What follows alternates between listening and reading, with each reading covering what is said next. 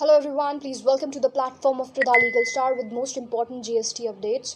हालांकि बहुत सारे पीपल्स के क्वेरीज आ रही हैं रिगार्डिंग द फाइलेशन ऑफ GSTR 9 के कंसर्न में बहुत सारी प्रॉब्लम्स लोगों को फेस करनी पड़ रही है कि किस स्पेसिफिक टेबल के अंदर कौन सा इंपॉर्टेंट डेटा जाना चाहिए, या आपके HSN कंपलसरी है, मैंडेटरी है या नहीं है, या किस स्लैब तक के रेट के पीपल को जिनका टर्नओवर कितना स्पेसिफिक है, क्या सारी अपडेट्स होने वाली है जिसे हम पूरे सेशन में डिस्कस करेंगे।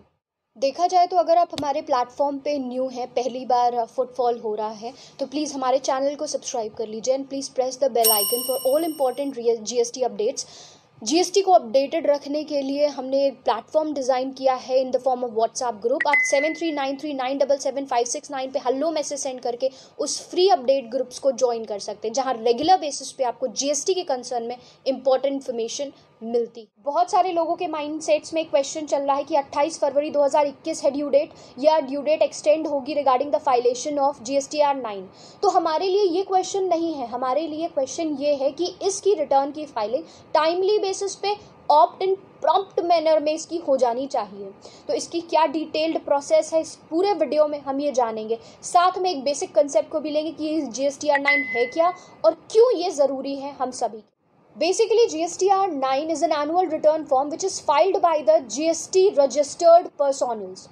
ऐसे टैक्स पेयर्स जिन्होंने GST के अंतर्गत खुद का रजिस्ट्रेशन कंप्लाई करा रखा है। साथ ही GSTR 9 पूरी सारी उन डिटेल्स को कवर करता है जो कि आपने साल भर में करी हैं, जैसे कि आपकी आउटवर्ड सप्लाईज हो गई, आपकी इनवर्ड सप्लाईज हो गई, जो भी आप टैक्स पे करते हो, चाहे आप CGST बेस पे करते हो, SGST बेस पे करते हो, IGST या HSN कोड्स की पूरी डिटेल आपकी GSTR 9 में कंप्लाई करती है।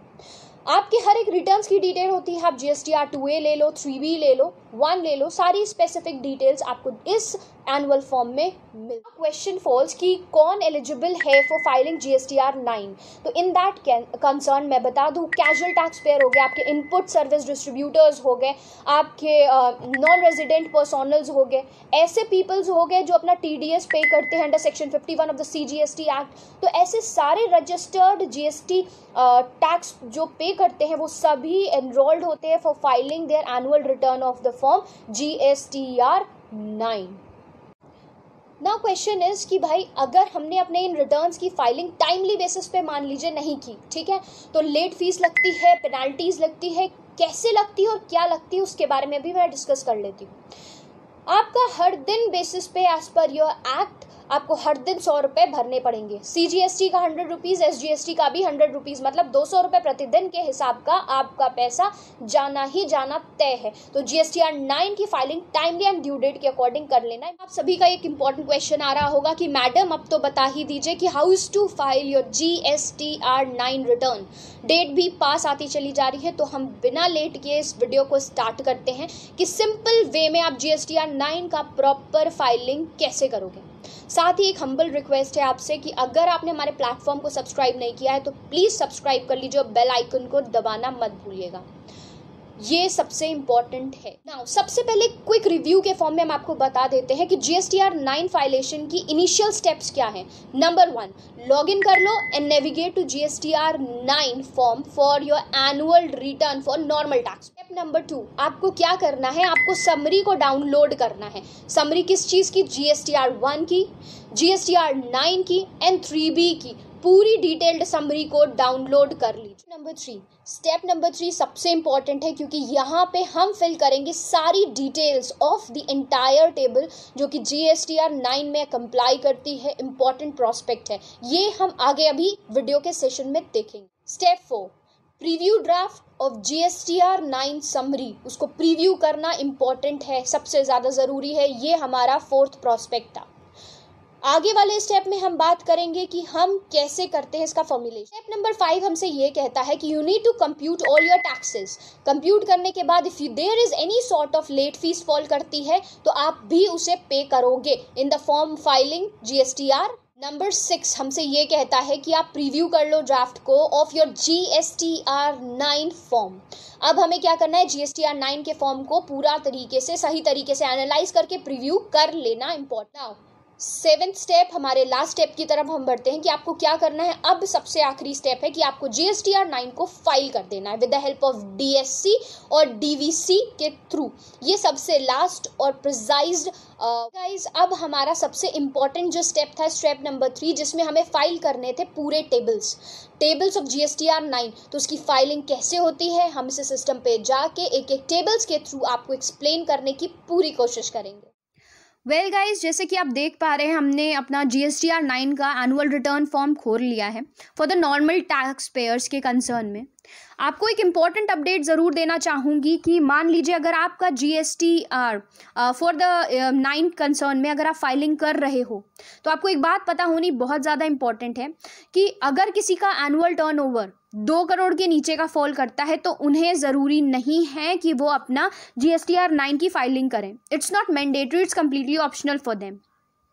Well, important prospect is that, सबसे इम्पॉर्टेंट बात ये कही गई है कि मान लीजिए आपके साल भर में GSTR 1 और GSTR 3B के कंसर्न में कुछ फाइलेशन या कुछ डिटेल्स जो गई हैं वो थोड़ी सी गलत हो गई हैं या करेक्ट फॉर्म में नहीं है, तो then and in that case you have an option कि अगर आपको उसको करेक्शन में लाना है तो आप इस रिटर्न की फाइलिंग ज़रूर कंप्लाई कर सकते हो। हमारे सामने ये जो सिस्टम खुला हुआ है GSTR 9 का है, जहाँ पे आप देख पा रहे होंगे कि ऑटो पॉपुलेटेड डिटेल्स हैं प्लस समरी दी गई है GSTR 9, GSTR 1, GSTR 3B की, प्लस हमारे पास एक टेबल अवेलेबल है, टेबल नंबर 8A, जिसके बारे में हमने कई सारे वीडियोस में आपको बताया है कि इसके ऑटो पॉपुलेशन के कंसर्न में बहुत सारी प्रॉब्लम्स आ रही थी। सो इन सभी चीज़ों के बारे में हम डिस्कस करेंगे इस वीडियो में। तो आपको क्या करना है, सबसे पहले इन समरीज को डाउनलोड कर लेना है जिससे आप रिकॉन्सिलेशन में आपको हेल्प मिल सके। तो GSTR 1 साल भर की जो भी डिटेल्स हैं आपके आउटवर्ड सप्लाईज की, उसकी सारी डिटेल्स यहाँ पे कंप्लाई करेगी। GSTR 3B की सारी डिटेल्स है कंप्लाई करेगी, GSTR 9 की सारी details, and table number 8A के अंदर 2A का पूरा डेटा कंप्लाई करता है, जिसमें ITC से जब आप रिकनसाइल करते हो, चेक करते हो सारी वैल्यूएशन, तो वो यहाँ पे अवेलेबल होती है। आपको क्लिक करना है और उसको डाउनलोड कर लेना है, यह आपके लिए हेल्पफुल रहने वाला है। अपार्ट फ्रॉम इट, आप देख पा रहे होंगे कि हमारे पास कुछ स्पेसिफिक टेबल्स मेंशन्ड हैं। ये टेबल नंबर 4 से लेकर टेबल नंबर 19 तक है। टेबल नंबर 19 आपका ऑप्शनल होता है, कभी कभी ये किसी क्लाइंट के बेस पे खुला होता है, अवेलेबल होता है, किसी पे नहीं। जिनको लेट फीस भरनी होती है तो उन्हीं के कंसर्न में स्पेसिफिकली ये खुला जाता है। अगर लेट फीस नहीं है तो ये विजुअलिटी नहीं देगा। सो इन दिस कंसर्न आगे बढ़ते हुए मैं आपको बता देना चाहती हूँ कि कुछ चीज़ें आप ध्यान से देख लीजिए। Late fees payable and paid, तो late fees and payable paid ये तभी ऑप्शन एनेबल होगा जब आपको लेट फीस पे करनी पड़ेगी। आगे बताती हूँ उन कुछ स्पेसिफिक टेबल्स के बारे में। हमें इन कैटेगरीज को स्पेसिफिकली डिवाइड कर लेते हैं कुछ पार्ट्स में, पढ़ना समझना ईजी हो जाएगा। आप देख रहे होंगे हमारा कॉलम नंबर 15, कॉलम नंबर 15 हमसे बात करता है particulars of demand and refund. ये टेबल ऑप्शनल है। I am repeating the word, table number 15 is optional. हालांकि table number 15, table number 16, table number 17 and table number 18 optional है। कुछ कैटेगरी ऑफ पर्सोनल्स के लिए आज भी एक स्पेसिफिक वीडियो हमारा आया था कि HSN, बहुत से लोग पूछ रहे थे कि 9 पार्ट है कि नहीं है। तो HSN के कंसर्न में बता देना चाहती हूँ कि अगर आपका टर्नओवर 1.5 करोड़ तक फॉल करता है, 1.5 करोड़ के अंदर आता है, तो इट्स कंप्लीटली ऑप्शनल, आपको HSN देने का नीड नहीं है। 1.5 करोड़ से लेकर अगर 5 करोड़ तक का प्रिस्क्राइब लिमिट के अंतर्गत आप आते हो, आपका टर्नओवर 1.5 करोड़ से 5 करोड़ तक का है, तो 2 डिजिट्स का आपको HSN देना इंपॉर्टेंट हो जाता है। अगर 5 करोड़ के ऊपर हो तो ही HSN आपको डिटेल भरनी है, वो भी 4 डिजिट्स की। एंड 5 करोड़ के ऊपर वाले पीपल और पर्सोनल्स के लिए इट्स इंपॉर्टेंट एंड मैंडेटरी हो जाता है। तो मैंने इन 3 डिटेल्स को आपको स्पेसिफिकली कंसर्न में बता दिया कि particulars of demand and refund क्या कहता है। ठीक है, हमने इसे क्लिक कर दिया। इस कॉलम के अंदर आप देख पा रहे होंगे कि डिमांड्स एंड रिफंड के बारे में क्या बात हो रही है।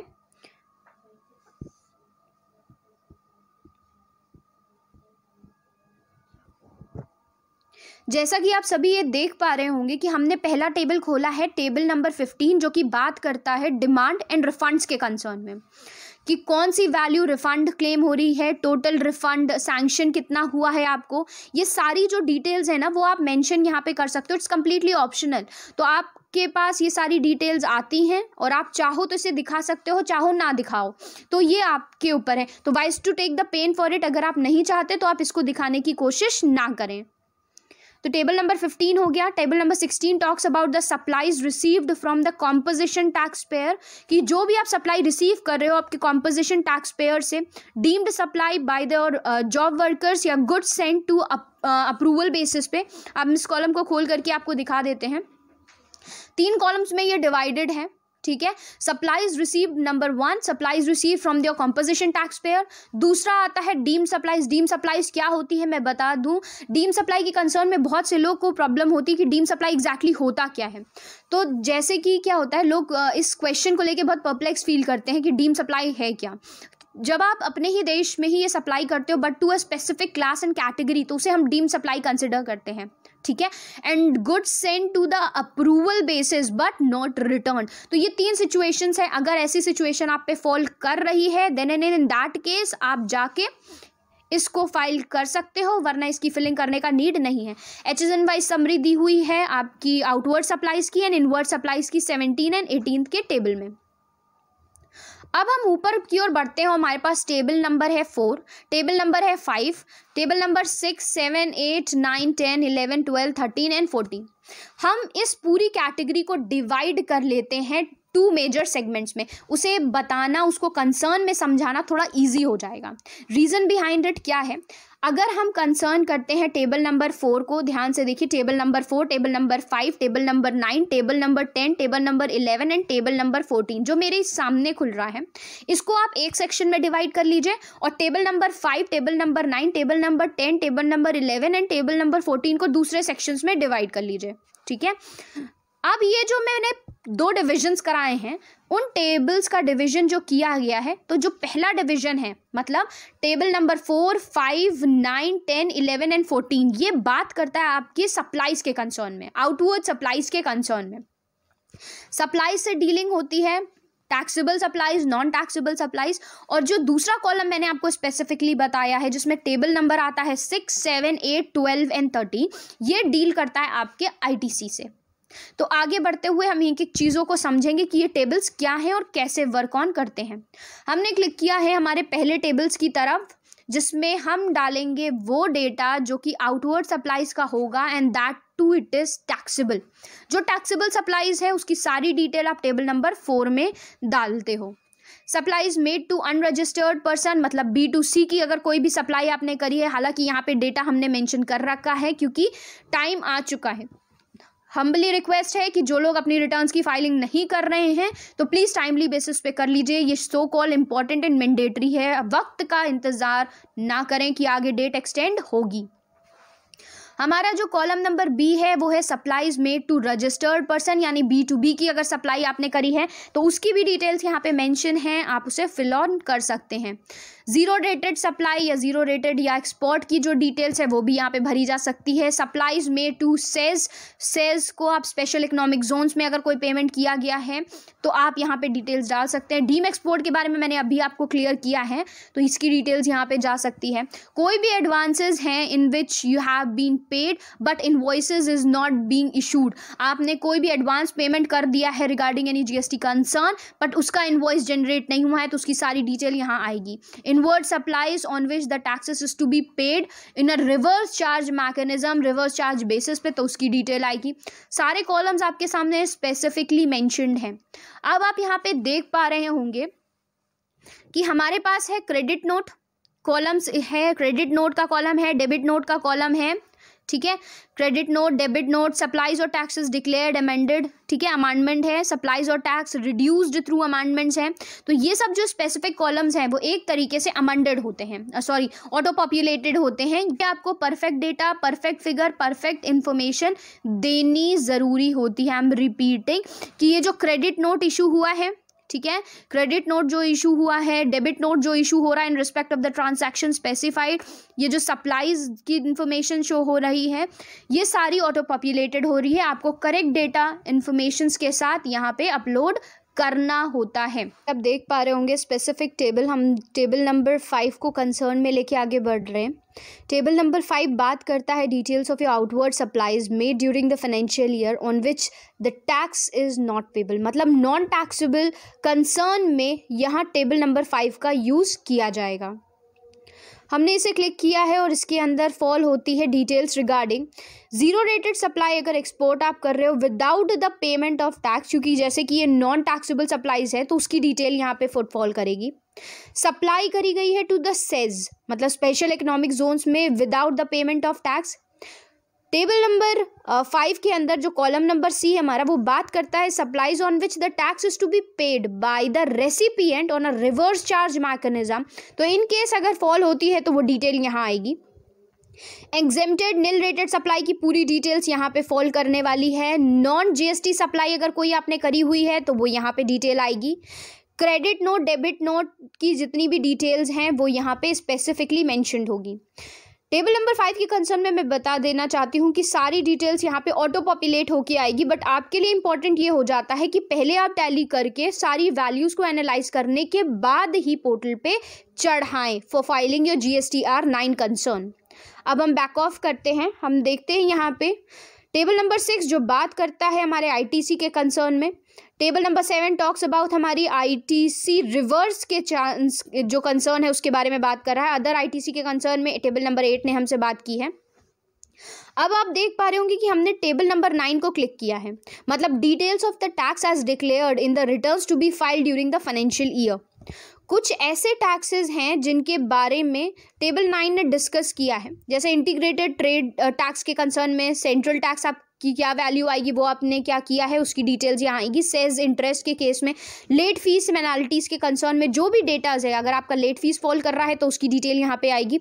इंटरेस्ट आपको पे करना था तो उसकी डिटेल्स यहाँ पे फुटफॉल करिए। आप वैल्यूएशंस को एनालाइज करके देख पा रहे होंगे कि सारी वैल्यूज पुट ऑन है, मतलब इस क्लाइंट का लेट फीस लगाया गया है। तो ये सारी अपग्रेडेड इन्फॉर्मेशन थी। अब आप नेक्स्ट टेबल की तरफ बढ़ोगे। टेबल नंबर 10, 11, 12 एंड 13 सारी एक साथ इनकलकेट होके आई हुई है। फॉर डिक्लेरेशंस के बारे में बात हो रही है। यहाँ पे वो सारी डिटेल्स मेंशन होती है, जैसे कि अगर आपने कोई भी सप्लाईज पहले कर दी है फॉर द फाइनेंशियल ईयर 20-21 के कंसर्न में, तो उसकी की है तो सप्लाईज फॉल करेगी आपके 10th कॉलम में और एल्स 11th में। रिवर्स चार्ज के कंसर्न में अगर ITC अवेलेबल किया है ड्यूरिंग द फाइनेंशियल ईयर का तो उसकी डिटेल यहाँ फॉल करेगी। ITC अगर अवेल करा है for the previous financial year के कंसर्न में तो उसकी डिटेल यहाँ पे आपकी स्पेसिफिकली आने वाली है।